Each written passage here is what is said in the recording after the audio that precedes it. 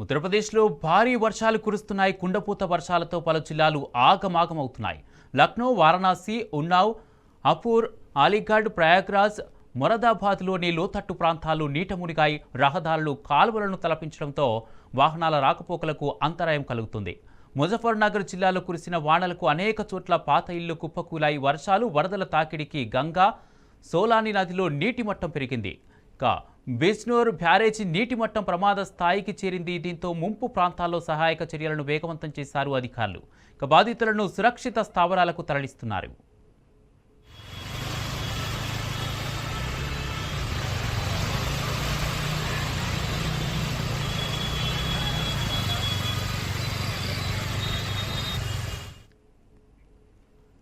హిమాచల్ ప్రదేశ్లో వర్ష బీభత్సం కొనసాగుతోంది. భారీ వర్షాలతో రాష్ట్ర వ్యాప్తంగా జనజీవనం అస్తవ్యస్తమైంది. రాష్ట్రమంతటా మంచినీటి సరఫరా నిలిచిపోయింది. కాంగ్రా, మండి, సిర్మౌర్, సోలాన్ జిల్లాల్లోని 130 ప్రాంతాల్లో విద్యుత్ సరఫరాకు అంతరాయం ఏర్పడింది. వర్షాలు, వరదలకు 250 రహదారులు మూతపడ్డాయి. కొండ చర్యలు విరిగిపడుతుండటంతో 22 ప్రాంతాల్లో ప్రమాద హెచ్చరికలు జారీ చేసింది ఐఎండీ. భారీ వర్షాల దృష్ట్యా 5 జిల్లాలకు రెడ్ అలర్ట్, మరో 11 జిల్లాలకు ఆరెంజ్ అలర్ట్ ప్రకటించింది. దీంతో వరద ప్రభావిత ప్రాంతాల్లో విద్యాసంస్థలు మూతపడ్డాయి. ప్రజలు ఇళ్ల నుంచి బయటికి రావద్దని సూచించారు అధికారులు.